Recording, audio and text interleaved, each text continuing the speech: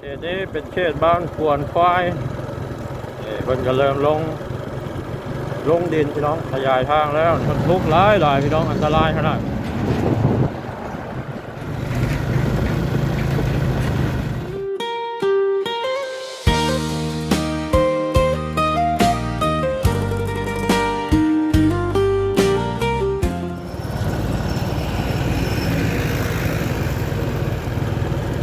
สบายดีพี่น้องหมดสู่ผู้ทุกคนตอนนี้เบาสอนอยู่ที่บ้านนากอกเมืองมหาไซเนาะคลิปนี้ก็จะพาพี่น้องเขาเลาะเที่ยวชมเบิ่งบรรยากาศสองข้างทางเลขที่12เมืองมหาไซเนาะเบิ่งเพิ่นซ่อมแปลงถนนหนทางพี่น้องซ่อมแปลงถนนหนทางเลขที่12พี่น้องจากท่าแค่ขาซ้ายแดนลาวเวียดนามโครงการใหญ่สิขยายเส้นทางเนาะ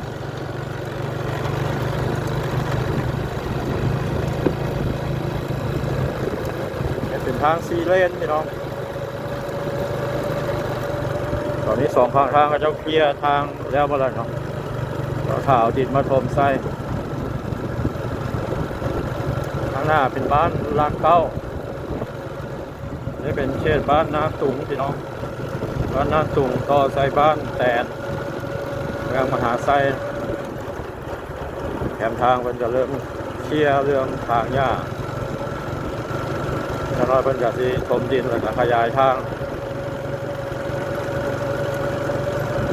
เพิ่นเฮ็ดมาเป็นจุดพี่น้องบ่ได้เฮ็ดแบบต่อๆกันมานะก่อนได้สะดวกก่อนแล้วก็เฮ็ดบ่นั้นก่อนเขตนี้เป็นเขตบ้านควนควายเพิ่นก็เริ่มลงดินพี่น้องขยายทางแล้วเนี่ยเป็นชุดมาเนาะบางบอนก็บ่ได้เฮ็ดเขตบ้านควนควายต่อใส่บ้านควนไร่แล้วฝากทางเมืองซ้ายบ่แน่ใจว่าเพิ่นสิเฮ็ดบ่เมืองขวานี่เห็นแล้วพี่น้อง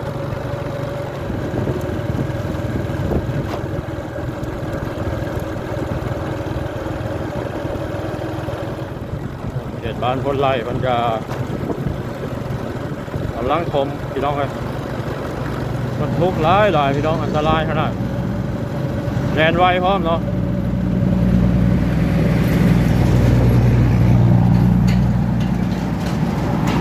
คือบ่าวสอนเคยว่าอะไรมีทั้งรถลาวรถไทยรถเวียด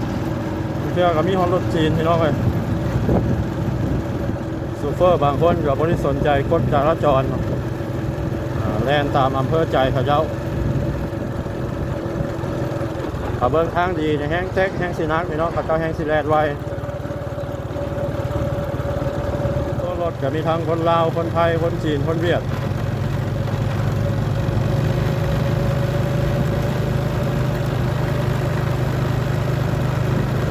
เป็นรถคนลาวกับรถคนไทยนี่เขาเจ้าก็สิโอเคกว่าน้อยนึงเนาะถ้าเป็นรถคนเวียดครับนี่ป้าพี่น้องไม่ได้สนใจใครได้คนเวียดครับนี่ครับบริข้างเนี่ยคือว่ามันเหยียบหัวที่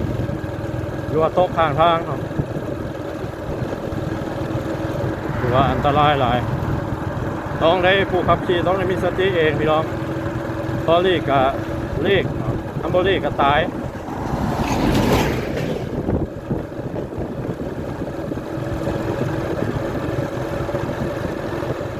นี่เป็นเขตบ้านนาดูอยู่คนละฝากผ่าหินปูนกับบ้านปากซองนาแสถ้าบุพิพานี่ทะลุไปบ้านปากซองนาแสนี่ใกล้ๆนี่เลยพี่น้องจะไปบ่ได้เนาะพาตานไว้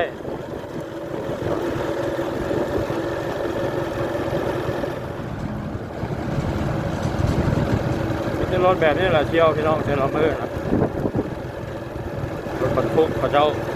ขนสินค้าไปทางชายแดนลาวเวียดนามนี่เป็นเขตบ้านนาดู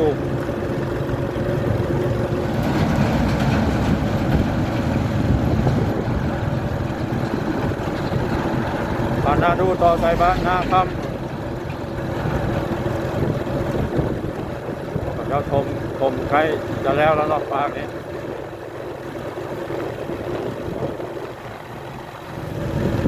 เพื่อนบุไรจิตแคมทางหลายหรือว่าห้างห้านบุไรพุกไก่เขตมากก็ได้มากเนาะไปข้าวปัวเท่านี่พี่น้องกำลังจะเจริญไปหน้าเต็กๆมีการสร้างสาพัฒนาหลายก็เป็นเขตเชื่อมต่อ3 ประเทศ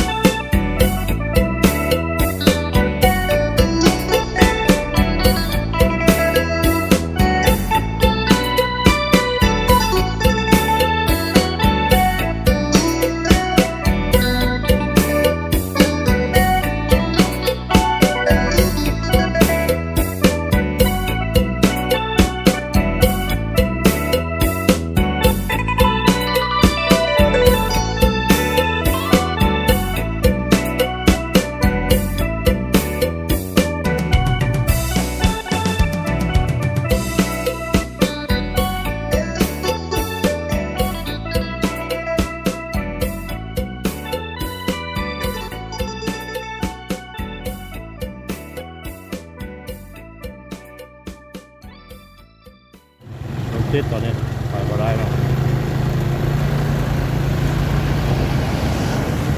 ทั้งสร้างทางอยู่พี่น้องเลยข้างหน้านี่รถติดกำลังผมแคมทางปรับดินหน้าแคมทางอยู่ตรงนี้รถติดเป็นแถวเลยรถบรรทุกนี่หลายพี่น้องเลยแต่ละมือ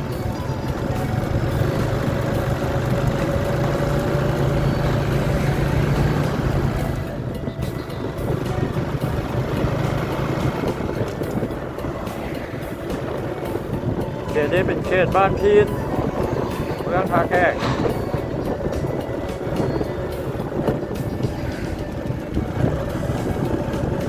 กำลังถมดินแคมทางพี่น้องเลย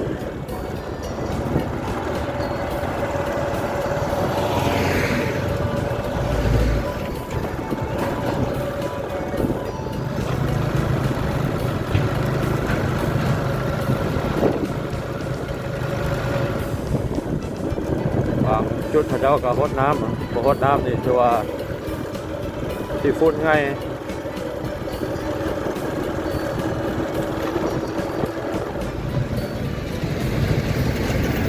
นี่คือเขตบ้านควรผาวังกำลังเคลียร์พื้นที่พี่น้องที่จะปรับทาง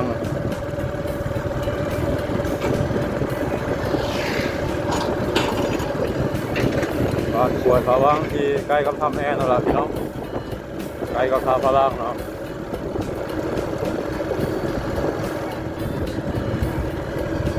บ้านที่สวยงามอีกบ้านหนึ่งเนาะในเมืองท่าแขกขึ้นกับท่าแขกแล้วพี่น้องข้างหน้าคือผาห้อมทางทางมันจะเคลียร์พื้นที่แล้วพี่น้องยังพาได้ถมดินเชื่อเนาะ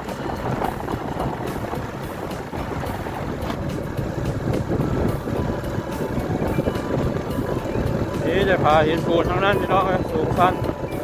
สวยงามลูกไก่ผาห้อมนี่ก็มีแรงท่องเที่ยวนั่นก็คือทำพระอินทร์พี่น้องตอนนี้เพิ่นกำลังปรับปรุงอยู่เนาะ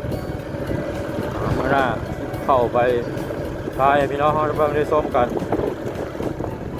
นี่คือผาห้อมพี่น้องห้อมอีลีน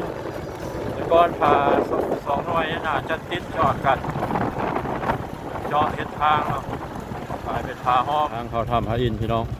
เขาเจ้าทางแปลนมาตอนแล้วก็จุดกำลังปรับปรุงใหม่กำลังดึงไฟเข้าตอนนี้มีไฟเข้าพร้อมพี่น้องน่าจะเปิดแล้วเนาะทำพระอินทร์คนใดยังมาลิ้นมาเที่ยวกันมาได้พี่น้องน่าจะแล้วตอนนี้แต่วันนี้บางสอนบนซีบได้เข้าไปเนาะแต่ก่อน บ่อนี้ตึบขนาดเขาเจ้าทางพยายามฝนในน้ำสิท่วมไปแถวนี้นี่อันนี้คือผาห้อมพี่น้องเลยผาห้อมท่าแขกทางไปมหาไซเนาะโอเคเนาะพี่น้องมาฮอนนี้บาวซอนขออนุญาตปิดคลิปนี้ไว้สำนีก่อนเนาะคลิปหน้าพบกันใหม่เด้อขอขอบใจทุกท่านที่เข้ามาติดตามรับชมเนาะสำหรับคลิปนี้สบายดี